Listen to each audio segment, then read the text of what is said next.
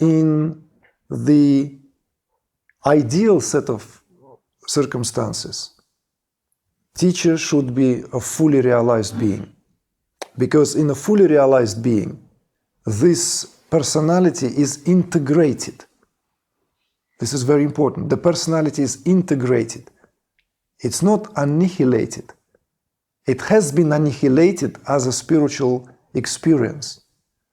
But it's not at the cost of reducing that person into a gray or white wall, right? Or thin air. So therefore, all the traces of the psychological setup are there, but they are integrated, hopefully.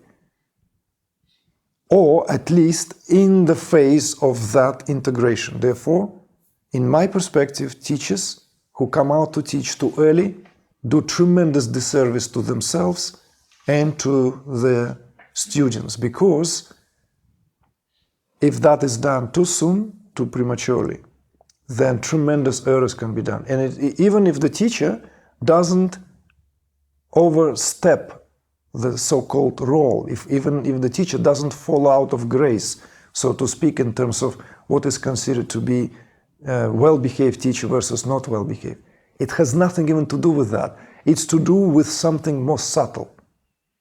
Because the teacher can pass on a subtle level a lot of his confusions at that level, a lot of his unintegrated stuff. If the teacher is not integrated, he will naturally pass that on, even if he will be able to ignite everything why we come to the spiritual teaching.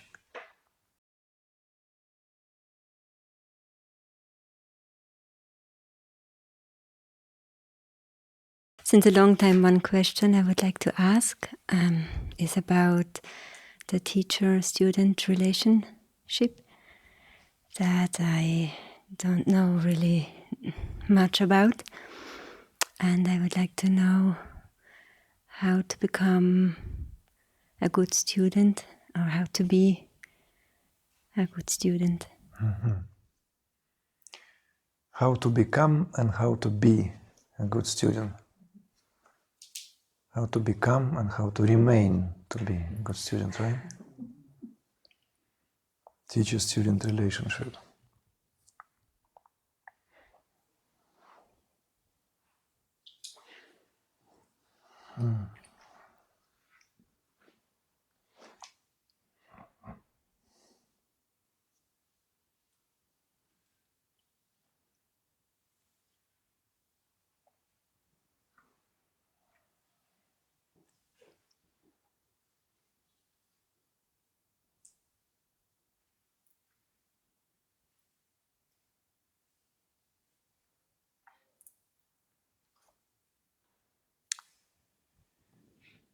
Well, perhaps the first and foremost is to really understand what is it that this relationship really represents. What is it for?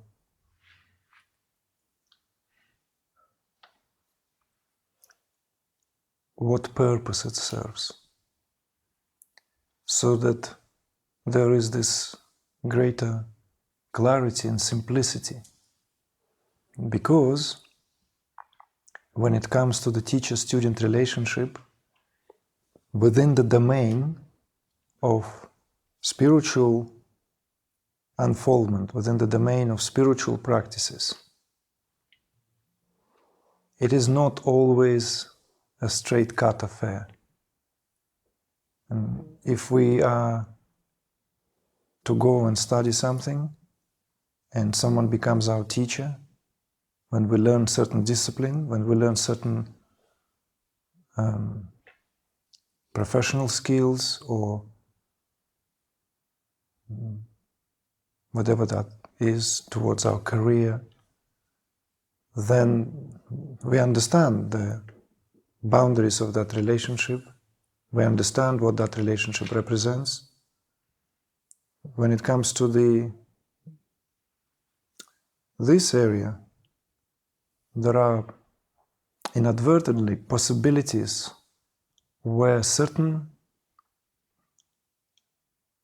let's say,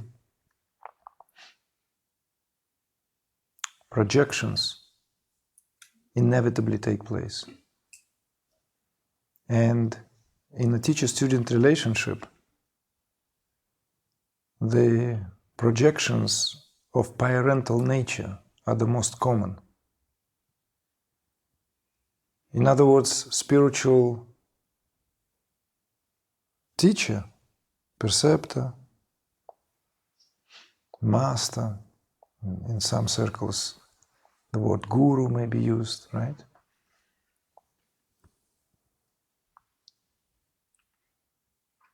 Is open to this possibility because this somehow being begins to be invested with the authority that we at times willingly give to these people, willingly give to that being because, well, because A, somewhere we may be drawn towards that. Drawn. Sometimes the opposite is the true.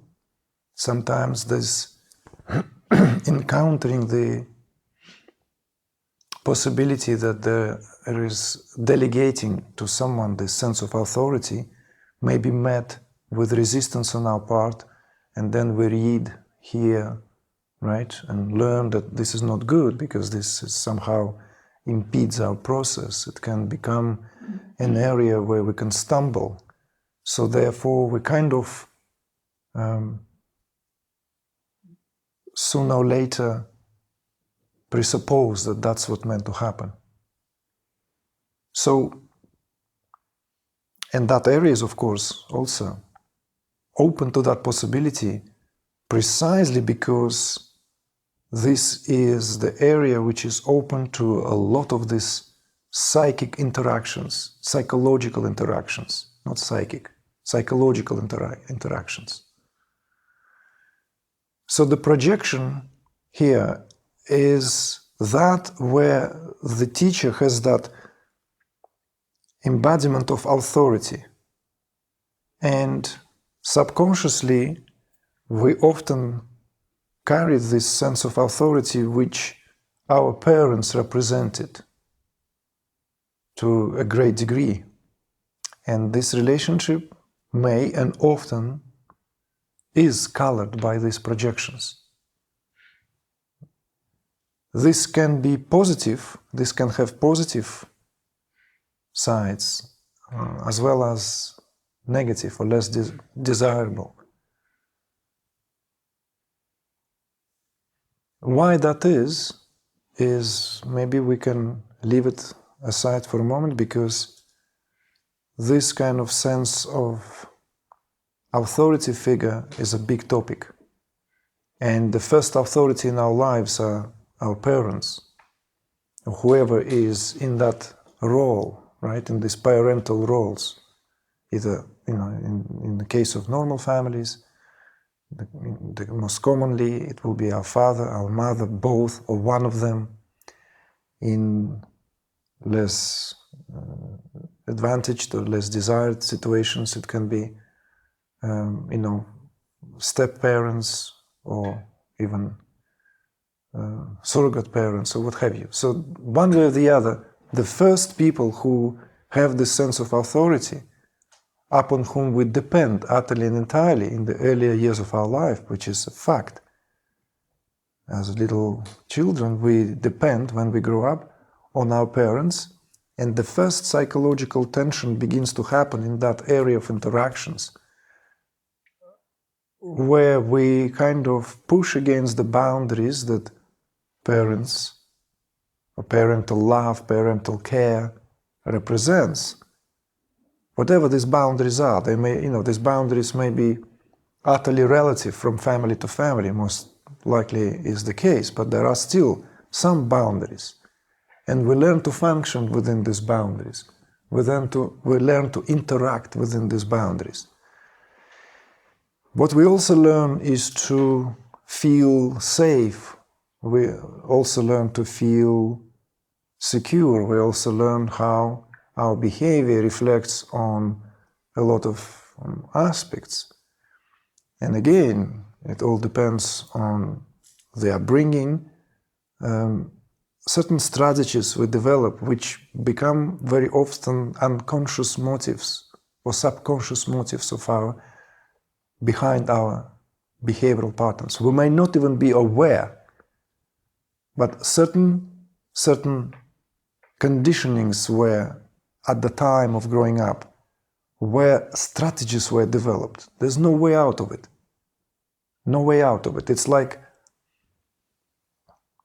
you know, every parent wants the best for the child, and how it is understood is another matter, but, you know, kids constantly push against the boundaries. You want something, then there is kind of an element of exchange begins to happen. And there's also the various dynamics, if siblings are present, grandparents, all this creates the psychological environment where we learn who is in the most position of authority, who has the last say or who has the most say. And we learn to kind of function in that. So therefore, the furthermost projections upon the authority figure would be these parental projections that we have onto the spiritual perceptor, onto the spiritual teacher, because spiritual teacher in this case represents that parental figure. It's very good to acknowledge that rather than deny it, because acknowledging that helps us to work with the underlying currents of these otherwise subconscious patterns that we may carry and inevitably bring into this relationship. Going back now to that understanding, who is the student, who is the teacher, and what is the nature of this relationship. If this is happening in the psychologically mature, developed climate, and fortunately, unfortunately, I don't know, we live in time when these boundaries are very blurred. There are many teachers out there, many teachers, and there are of course even more students out there. It is to the maturity of both, of course. But in this case, the maturity of the teacher, psychological maturity of the teacher, is of tremendous importance, because it all depends very much on how the teacher will be able to handle this very at times uneasy dynamics represented by various different types, characters, settings, circumstances. And of course, teachers also are not ready-made, they are works in progress. And good teachers are usually those who have not only psychologically mature, developed personality, which hopefully show them their blind spots, their dark spots, their shadows, everything, all that what the maturity really comes with. It's not about even how the teacher behaves outwardly. It's not how teacher even speaks outwardly. It's that inner content of the psychological conditioning that this teacher really carries, embodies. Because it will be constantly dealing with these projections and how these projections are being dealt with, how they're being handled. If they're handled and dealt with for the benefit of the evolution of the student, then perhaps we could say that at times justify the means. But it's not always the case. So therefore,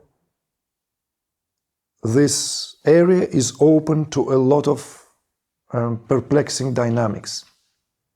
In the school of psychology, there are phases, literally phases, just like every relationship goes through a phase. A certain phase, that phase of, first encounter, and then that encounter leads to some form of acquaintance. That acquaintance then develops into some form of maybe early infatuation. Depending on the psychological maturity of the one who would like to position themselves in the role or present themselves in the role of a student, this is of tremendous importance. If they are psychologically more mature, then they will simply be able to handle a lot of this unknown territory, because the phase of infatuation includes the term known as saffron love. I will explain that, what it means. Saffron or saffron robes. It's being in love, or swami love. In India it's called saffron love or swami love. It's being in love with one's teacher, with teacher, because a spiritual teacher has this attraction. If there is, some teachers are more charismatic, some teachers are very knowledgeable, some teachers know how to carry themselves. A lot of things goes into that, right? So it's a normal state of affairs. That phase of infatuation, or that phase of that honeymoon, that phase of amorous almost attitude, is also understandable, because this could create a predisposition where some work can be done. So we don't want to straighten up and kind of like, oh no, this is nonsense, let's just dismiss it. Don't worry, it doesn't exist. It's a denial. So teachers who deny that really don't understand what it is based on. In fact, one would even tempt it to say,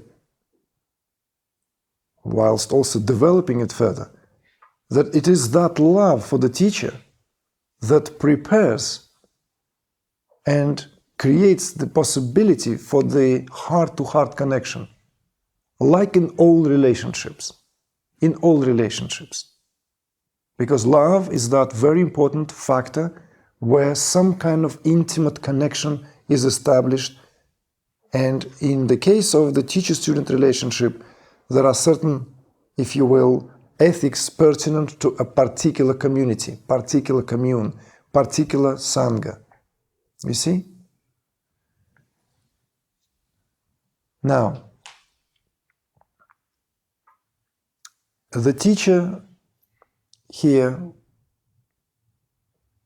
carries this aspect, or spoken of as principle.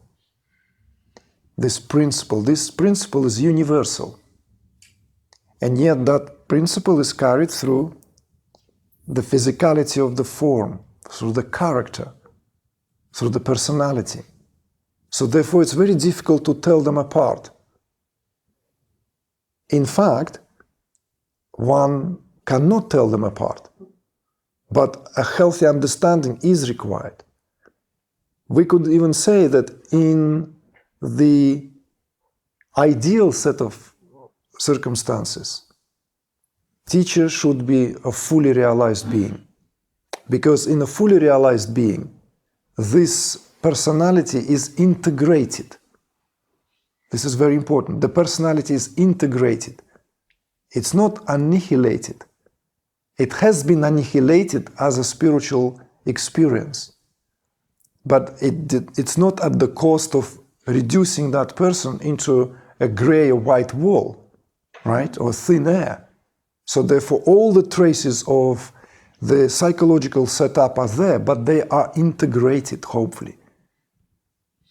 Or at least in the phase of that integration. Therefore, in my perspective, teachers who come out to teach too early do tremendous disservice to themselves and to the students, because if that is done too soon, too prematurely, then tremendous errors can be done. And even if the teacher doesn't overstep the so-called role, even if the teacher doesn't fall out of grace, so to speak, in terms of what is considered to be a well-behaved teacher versus not well-behaved, it has nothing even to do with that. It's to do with something more subtle.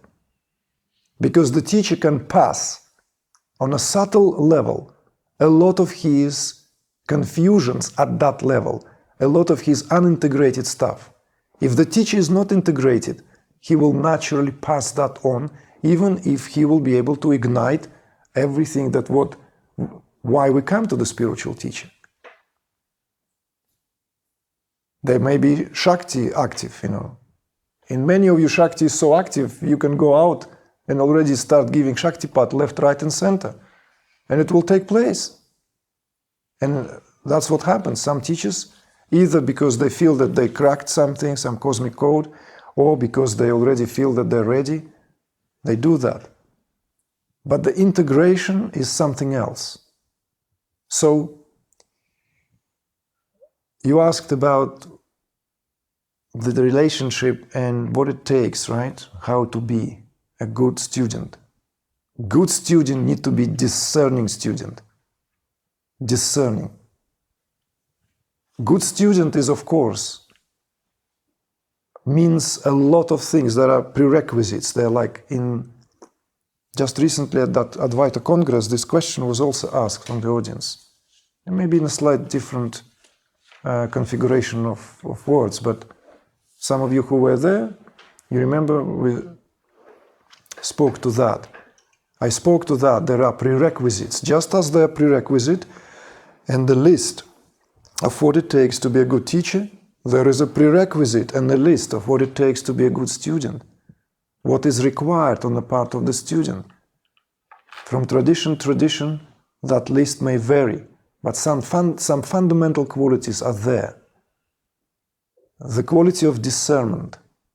So in other words, the student already have to have some quality of discernment, discrimination, because that is in itself a sign of psychological development. Indiscriminate student will go from teacher to any teacher. Or even if that student lands in the company of a good teacher, the lack of that discrimination will be a complete waste because the ground is not prepared.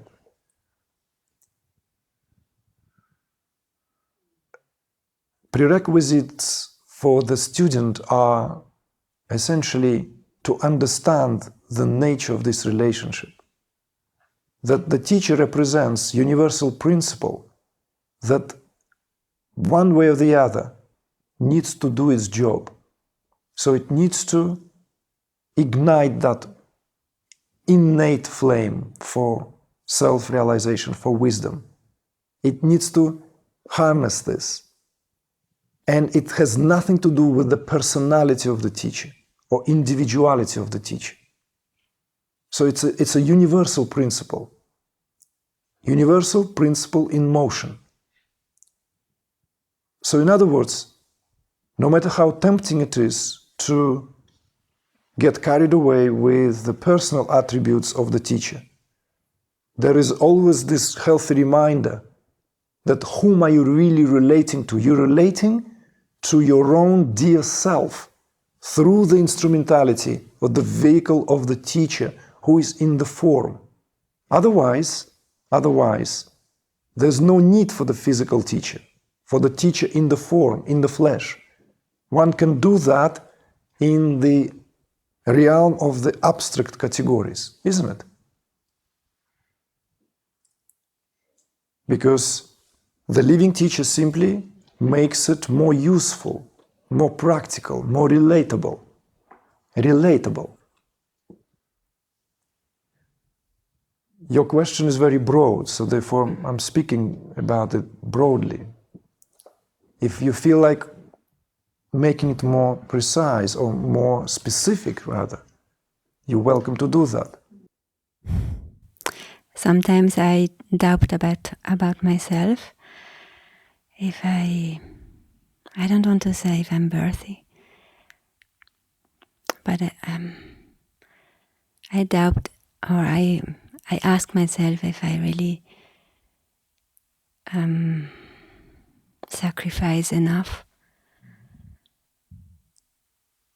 And on the other hand,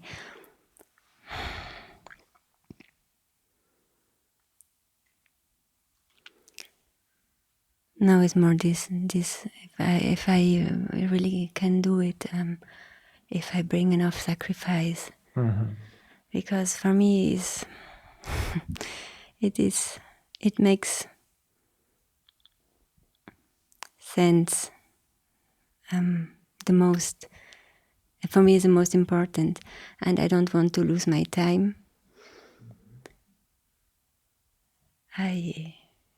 That's why I would like to have some guidance how I can find out. Okay. So what about doubting the teacher? You speak now only in relation to doubting yourself or being worthy. What about doubts with regard to the teacher? Do you have doubts whether the teacher is the teacher?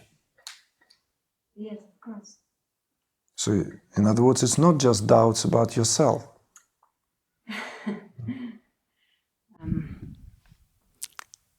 I can observe my mind, and I don't believe really much about those doubts about the teacher.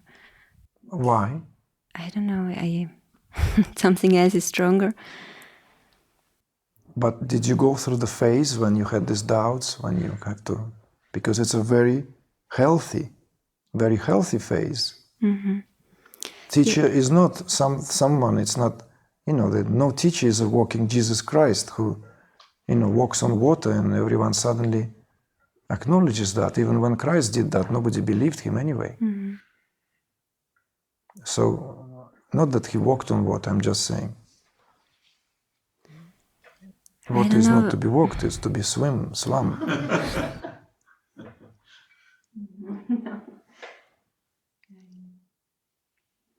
How long is this phase? Maybe. How long is this phase? For me, I mean. Have you passed this phase? You mean you're asking me how long this phase? Because this phase is, in my case, is not really long. It goes very quick away again. Maybe when I feel this connection, then it's gone. And maybe when I come and the connection is not so deep as it was when I left you, then maybe some thoughts comes and some kind of doubts, but not really seriously. So I doubt myself more. Or not that I doubt myself now, is if I'm really capable. Is this English? capable. Capable. Capable. Up to a job. Okay, so let's maybe let us look into this now.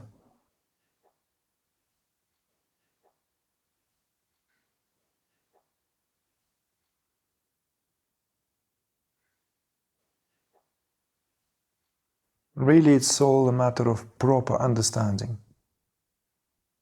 So when there is a proper understanding, then some throwbacks, some maybe occasional shadow of a doubt might come and eclipse otherwise bright day. That's not a problem. But if there is no proper understanding, that we will constantly stumble in the dark. We constantly will feel, this doubt is gone, then another doubt comes in. What I welcome you to contemplate on is the utter impersonal nature of this, what it represents. So in other words, the process of self-realization, the process of this evolution of the soul, it's not a personal affair. It's not up to you or up to me. So in other words, it has to be understood first from that universal point of view. So just as the teacher represents the universal principle and acts as that principle in motion, that principle in action, student also represents that universal principle. It's consciousness in its direction towards recognizing itself. So it's also universal. It's not personal, never personal. No person here will ever realize their personality. It's an illusion. It never happens. So no one will really gain this. No one can pocket that experience and enjoy it secretly. This is very clear. So this is an impersonal, universal work in motion. So the invitation here is to contemplate and understand that these doubts are very pertinent to this sense, which represents that sense of incompleteness that every individual carries to a certain degree, one way or the other. Whereas the universal principle knows no such thing. And that's what really sets everything in motion here, in you. So that principle is already activated. That principle makes you interested in this work. That principle then guides you to this gathering. That principle then decides, or the decisive factor behind this gravitation towards receiving spiritual teaching, receiving spiritual guidance, being with the teacher. Whether you succeed or not belongs to that individual, belongs to that where the mind comes and goes. It doesn't belong to the universal principle. Because the realization here doesn't belong to you as a person, nor to me as a person. Do you see what I mean? So I will take you back to some of the times when we talked about these qualities of awareness, right? Fundamental qualities of awareness. And it's one of the aspects of awareness is to conceal itself from its own brilliance, from its own luminosity. It's an aspect. And immediately there is another aspect that reveals that luminosity back to itself. These are universal aspects. Remember, all 5 of them together we spoke of as the aspect that creates, that sustains, that dissolves, and in addition, that which conceals itself in creation, and that what reveals itself, that the aspect of grace. So this, as I said, in Good Sanskrit, where you were with us, has nothing to do with, it's not personal, it's impersonal. So therefore, sometimes it's simply removing oneself from the picture in terms of the universality of that what really plays itself out. It's helpful. Whilst at the same time understanding that it's a kind of paradoxical nature of the process. On one hand, it happens outside of the domain of my likes and dislikes, of my wants and my needs. It's simply a force of evolution. It's simply the way of life, the way of things. And at the same time, I'm still required to actively participate in that. You see? So in other words, it's not withdrawing oneself completely from the picture. Removing, so as to remove that confusion, The doubt, this doubt, is a natural state of affairs because it belongs to the activity of individualized consciousness, which is your mind. Individualized consciousness is this chit manas, it's individual mind. It fluctuates, it knows, it constantly moves, constantly moves as a pendulum. Sometimes we are filled with certainty, then we feel filled with uncertainty. And then certainty returns. And as soon as we start feeling certain, uncertainty. So find that what is beyond these fluctuations. Connect to that what is beyond these fluctuations, this movement of, you see? And that will become much clearer. That these doubts are natural, yes, they still will come and they will go, but we don't want to start working on these doubts. You know, we don't want to start like, okay, are you doubting me? Okay. Well, let's make sure that you don't doubt me, you know, like this and that. Okay, let's do something that you stop doubting yourself. What can we do about it? What can we do so that you will be free of doubts about your ability to be a good student and reach the goal or whatever we may. What would that be? Come on, tell me what are your like real kind of, you know, are you naughty? Are you really stubborn? You know, I say something, you agree, but then you come out of the room. No, that's not that how it is. What is it?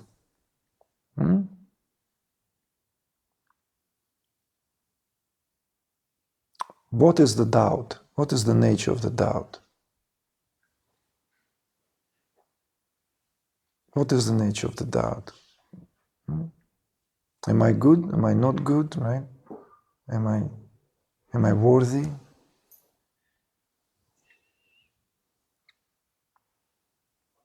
Okay, fine. Then understand this, that human being is divine throughout. So it's not you or anyone else. Everyone is worthy. Democratic approach, Saturnian approach. This is Shiva's approach. Everyone is worthy. Absolutely everyone is worthy of this self-realization. This is Tantra, by the way, also. It doesn't matter, caste, gender, this, that, karma. Irrelevant. Irrelevant. You breathe, you're worthy. You see? Quality of attention. Picking up in the discourse what's relevant. That's what I said. The first prerequisite for a good student is quality of discernment. Discernment. Yes, some of us are this, some of us are that.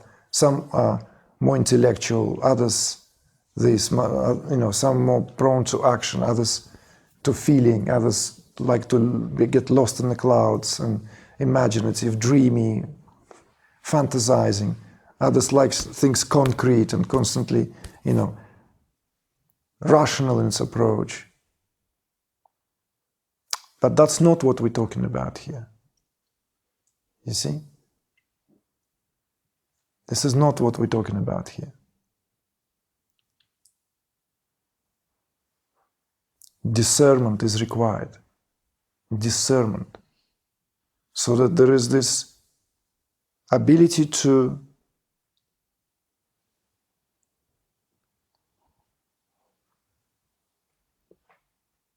really make it your own. And how can you make it your own unless you have that quality of discernment? So therefore, you're asking me what it takes to be a good student? That's what it takes. Then we talked about other qualities. Even at the beginning of this retreat, we talked about the quality of attention. Right? We talked about these other aspects, you know, having faith. But faith not in religious sense and connotations, but that Sanskrit term Shraddha. Shraddha. It's this faith. Faith actually in one's capacity, in one's ability. That's the faith. It's faith in oneself. You see? It's not faith in God. It's not that kind of faith. It's actually faith in the ability to reach the goal. That's what Shraddha represents. It's having faith in the possession of the faith. Other aspects, you see? The disciplined approach, truthfulness we spoke about. Primal requirement, prerequisite, Satyam, Satyam, truthful, to orient always towards the truth. Okay, you were not, because I'm just speaking as if, because we spoke about that in the previous retreat just now, where the question about the truth came. How important is the truth in the spiritual path? When do we say truth? What do we do? You know, like what is the right way, right attitude, and the right action? Yeah, do we always speak truth? And we talked about this, and indeed, Satyam represents here that quality of Sat, being equal to truth. They are synonymous, but this is absolute truth. So one's orientation is towards absolute truth, with clear understanding that all other truths are relative. All other truths are relative. There is no such thing as absolute truth at the relative plane of existence. It's applicable to each particular situation, therefore it cannot be applied. Absolute truth can only be applied existentially to one's own being. Therefore, do not judge, you shall not be judged. So it's not the truth of the court hearing. What else? Whatever qualities, what other qualities that we have forgotten? Courage. Yes, courage. Very important quality. To be able to, already as a predisposition, to be faced with one's limitations. Because that's what also this work represents. We will encounter limitations, and it takes courage to face them. Honesty, that's where that truth comes into. Honesty, sincerity, and courage to overcome them. Courage to face them, because facing them in this case is to overcome them, is to put a blind eye on. That's what sweeping all this under the carpet.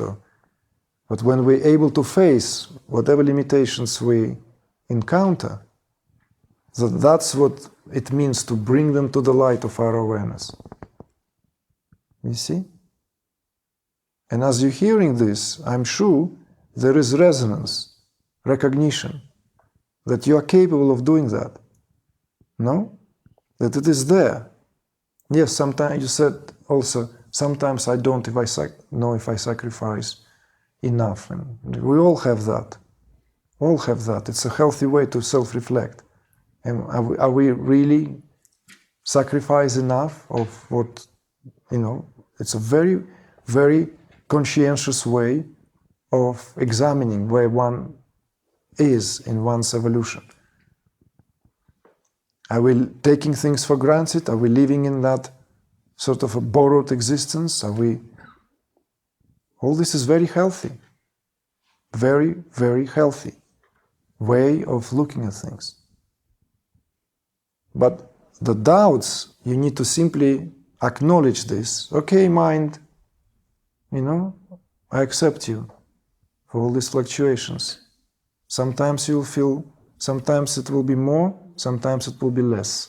Sometimes I will be instructed by my mind that I'm much more up for a job. At others, But cut this through with this insight, that discriminative insight, that sort of discrimination, that penetrating light, like a beam of light, that this is a universal job. And it's not on the account whether I'm worthy or not. I am already. I am already. This is the attitude. This is how you reclaim what you are. You see? And it is spoken, of course, in full understanding that you can receive that truly for what it is. Receive that, even these words.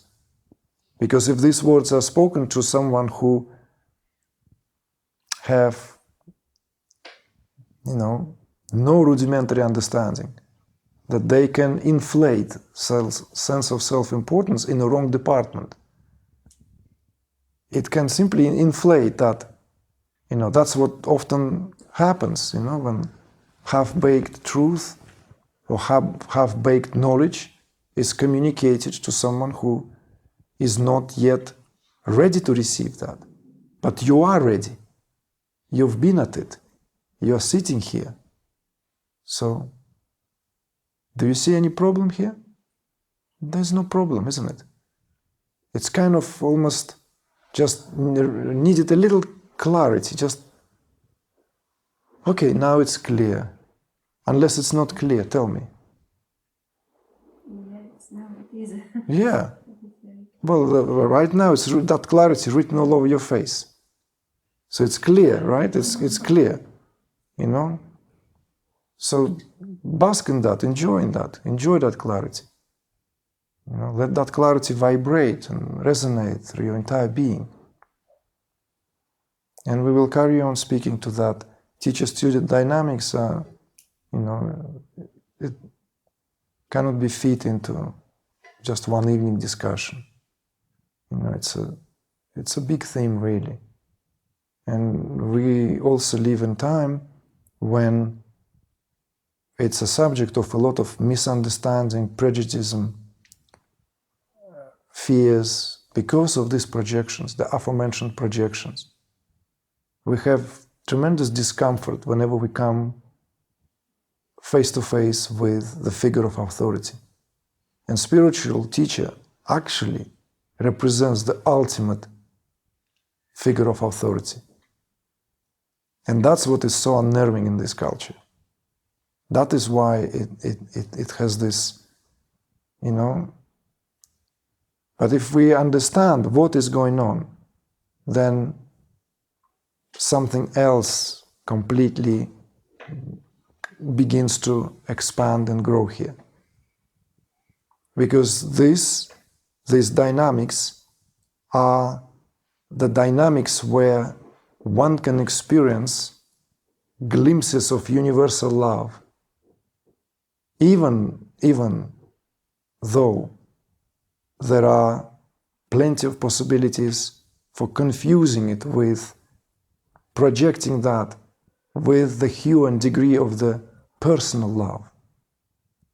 But the glimpses of universal love in the teacher-student relationships is where that is experienced most commonly for the very first time. Because elsewhere in the world, elsewhere in other relationships, it's already colored immediately. Already colored. This wife is mine, this husband is mine, this child is mine, this mother is mine, this father is mine, this is mine, this cow is mine, this fence is mine, this bloody tree is mine, this, if I can own the part of the beautiful beach, the beach will be mine, and the purposes and the dolphins will be mine. You see? It's a wretched attitude already colors this love. You see? But in this relationship, understanding the transpersonal nature, it can present itself even as a glimpse.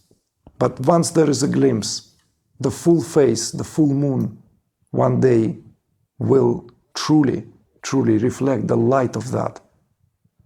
And then we can enjoy that rasa fully.